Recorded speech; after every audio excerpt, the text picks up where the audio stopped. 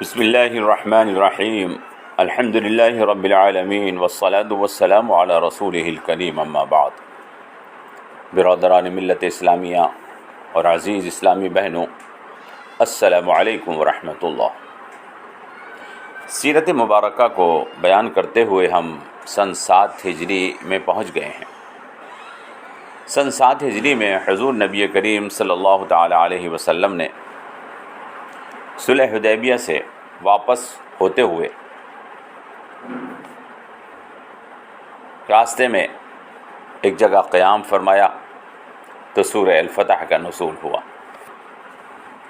جس میں اللہ تعالیٰ نے مسلمانوں سے وعدہ فرمایا کہ تم کو بہت جلد فتوحات حاصل ہوں گی اور بڑی غنیمتیں حاصل ہوں گی۔ وعدکم اللہ مغانم کثیرۃ تأخذونہا فعجل لکم ہذہ وکیف ایدی الناس۔ سورہ الفتح کی آیت نمبر 20 ہے۔ اللہ تم سے بکثرت مال غنیمت کا وعدہ فرماتا ہے، جس کو تم حاصل کرو گے تو فوری طور پر تو یہ فتح اور یہ کہ لوگوں کے ہاتھ تم سے ہم نے روک لیے تاکہ تم ایمان والوں کے لیے نشانی ہو اور انہیں سیدھے راستے کی رہنمائی فرمائے۔ چنانچہ آپ نے صلح حدیبیہ سے فراغت کے بعد مدینے کی طرف کوچ فرمایا۔ ذی الحجہ اور محرم میں آپ وہاں مقیم رہے تو آپ کو اجازت مل گئی کہ خیبر فتح کر لیں، جو غدار یہودیوں کا گڑھ تھا اور جنہوں نے جنگ احزاب کے بعد پوری پلاننگ کی تھی کہ مسلمانوں کو ختم کر دیا جائے۔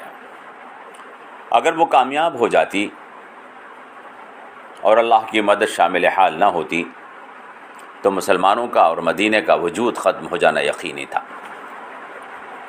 چنانچہ خیبر پر حملے کی اجازت ملنے کے بعد اس کی تیاری شروع کر دی گئی اور اعلان فرما دیا کہ جو لوگ ہمارے ساتھ عمرہ کرنے مکہ گئے تھے وہ اس جنگ میں ہمارے ساتھ خیبر بھی جائیں گے، اور صرف وہ لوگ ساتھ چلیں گے جو عمرے کی نیت سے مکہ گئے تھے، ان کے علاوہ کوئی نہیں جائے گا۔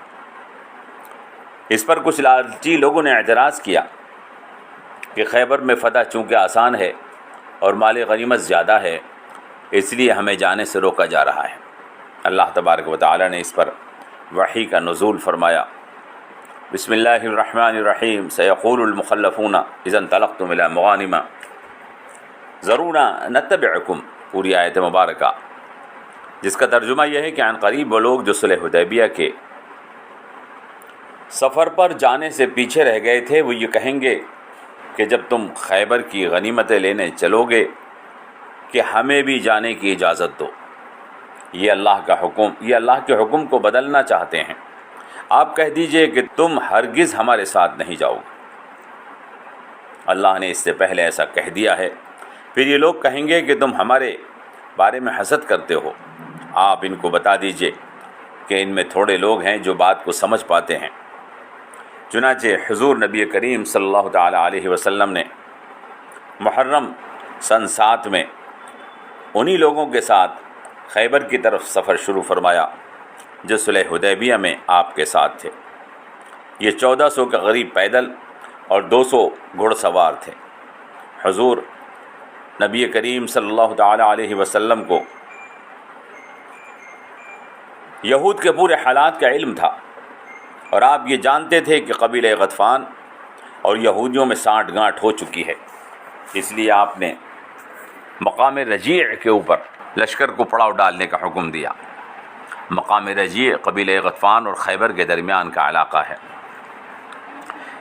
اس جگہ پڑاؤ ڈالنے سے قبیلہ غطفان اور یہودیوں کا باہمی رابطہ مشکل ہو جاتا تھا، اور قبیلہ غطفان کے لوگوں کو بھی اس بات کا اندازہ ہو جانا تھا کہ حضور نبی کریم صلی اللہ تعالی علیہ وسلم یہود اور قبیلہ غطفان کے تعلقات، خفیہ تعلقات سے واقف ہو چکے ہیں۔ چنانچہ بنو غطفان کو اندازہ ہوا کہ حضور کو اندر کے حالات کا علم ہے اور جنگ یہ یہود کی طرف نہیں بلکہ ہماری طرف بھی آ سکتی ہے، تو انہوں نے خیبر کے یہودیوں کا ساتھ دینے سے ہاتھ کھینچ لیے۔ خیبر پہنچ کر حضور نے دعا فرمائی۔ حضور کا یہ طریقہ تھا کہ حضور صلی اللہ تعالیٰ علیہ وسلم کسی بستی پر رات میں حملہ نہیں فرماتے تھے۔ جب آپ خیبر پہنچے تھے تو رات ہو چکی تھی، لہذا حملہ صبح تک کے لیے مؤخر کر دیا گیا۔ صبح فجر کی نماز کے بعد حضور صلی اللہ تعالیٰ علیہ وسلم نے حملہ کرنے کا اعلان فرما دیا۔ یہودیوں نے جب لشکر سامنے دیکھا تو کہا کہ محمد والخمیس، محمد والخمیس۔ خمیس کا مطلب ہے پانچواں۔ لشکر کو عرب کے لوگ الخمیس کہتے تھے، کیونکہ فوجی لشکر کے 5 حصے ہوتے تھے: مقدمہ، میمنہ، میسرہ، قلب اور ساقہ۔ مقدمہ فوج کا اگلا حصہ ہوتا تھا۔ اس کا کام دشمن پر نظر رکھنا، راستوں کی حفاظت کرنا، پہلے حملہ کرنا، دشمن کی جاسوسی کرنا، اس کی طاقت معلوم کر کے سالار کو بتانا ہوتا تھا۔ میمنہ فوج کا دایاں حصہ تھا، دشمن پر بائیں طرف سے حملہ کرنا، قلب کی مدد کرنا اور دشمن فوج کی گھیرہ بندی کرنا، یہ اس کا کام تھا۔ میسرہ فوج کا بایاں بازو تھا، دشمن کے دائیں بازو سے مقابلہ کرنا، سالار کی مدد کرنا، دشمن کو گھیرنے کی کوشش میں دائیں بازو اور سالار کا ساتھ دینا۔ قلب فوج کا درمیانی حصہ تھا، سالار اس حصے میں رہتا تھا۔ یہ فوج کا سب سے مضبوط حصہ ہوتا تھا اور پوری جنگ یہیں سے لڑی جاتی تھی، جنگ کی پلاننگ بھی یہیں سے ہوتی تھی۔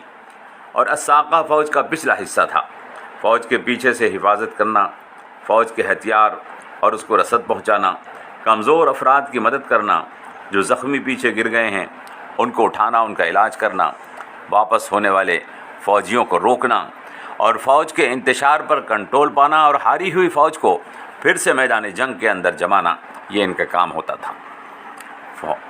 فوج کے یہ 5 حصے ہی نہایت اہم تھے۔ خیبر میں یہودیوں نے بہت سے قلعے بنا رکھے تھے۔ مسلمانوں کا لشکر دیکھ کر یہ سب اپنے قلعوں میں چھپ گئے اور انہوں نے بڑی تعداد میں اسلحہ قلعوں میں چھپا کے رکھا تھا۔ آپ صلی اللہ تعالیٰ علیہ وسلم نے ان حالات کا اندازہ پہلے ہی کر لیا تھا، لہذا حضور نے اپنی پلاننگ کے مطابق ان قلعوں پر الگ الگ حملے شروع کر دیے اور ایک ایک کر کے قلعہ فتح فرماتے رہے۔ قلعہ نعیم فتح فرمایا، اس میں حضرت محمود ابن مسلمہ رضی اللہ تعالیٰ عنہ شہید ہو گئے تھے۔ یہودی قلعے کی دیوار پر چڑھ گئے تھے، یہ قلعے کی دیوار کے نیچے سے گزر رہے تھے تو انہوں نے اوپر سے ایک بہت بڑا سا پتھر ان کے سر پر گرا دیا تھا، جس سے کچل کر یہ شہید ہو گئے تھے۔ انا للہ و انا الیہ راجعون۔ قلعہ قموس یہ بہت بڑا قلعہ تھا اور یہ کئی روز تک کوشش کے باوجود فتح نہیں ہو رہا تھا۔ ایک روز جناب رسول اکرم صلی اللہ تعالیٰ علیہ وسلم نے فرمایا کہ آج میں لشکر کا جھنڈا اس کے ہاتھ میں دوں گا جس کو اللہ اور اس کا رسول دوست رکھتے ہیں اور اللہ اس کا رسول سے کا وہ دوست ہے۔ چنانچہ اس دن لوگوں کو امید تھی کہ جھنڈا کس کو ملے گا۔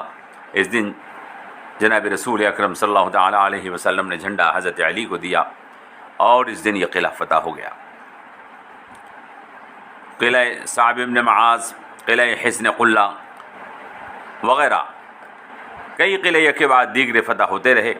یہ تمام قلعے فتح ہو گئے تو حضور نے خیبر کی فتح کے بعد چند روز وہاں قیام فرمایا اور فدق وغیرہ کے قبائل سے معاہدے کیے۔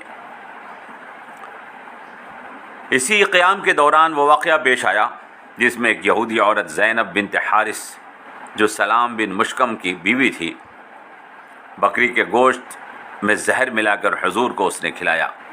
حضور نے لقمہ فوراً تھوک دیا، لیکن حضور کے ساتھ کھانا کھا رہے حضرت بشر ابن برا رضی اللہ تعالیٰ عنہ نے لقمہ نگل لیا تھا۔ حضور صلی اللہ تعالیٰ علیہ وسلم نے اس عورت کو بلا کر سچائی معلوم کی تو اس نے کہا کہ ہاں میں نے زہر ملایا تھا تاکہ معلوم کر سکوں کہ آپ اللہ کے رسول ہیں یا نہیں۔ میرا خیال تھا کہ اگر آپ اللہ کے رسول ہوں گے تو میرے زہر سے بچ جائیں گے، ورنہ ہم آپ سے چھٹکارا حاصل کر لیں گے۔ پھر اس نے کہا کہ مجھے معلوم ہو گیا ہے کہ آپ اللہ کے رسول ہیں، اس لیے کہ اللہ نے آپ کو بچا لیا ہے، لہذا میں آپ پر ایمان لاتی ہوں، آپ سب لوگ گواہ رہنا کہ میں حضور پر ایمان لاتی ہوں۔ اور پھر اس نے معافی کی درخواست کی حضور نے اس کو معاف کر دیا۔ لیکن 2-3 دن کے بعد حضرت بشر ابن برا رضی اللہ تعالیٰ عنہ کا زہر کے اثر سے انتقال ہو گیا۔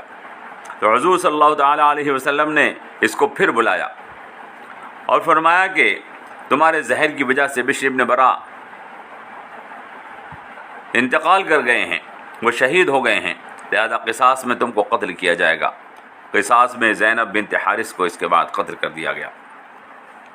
حضور کے بعد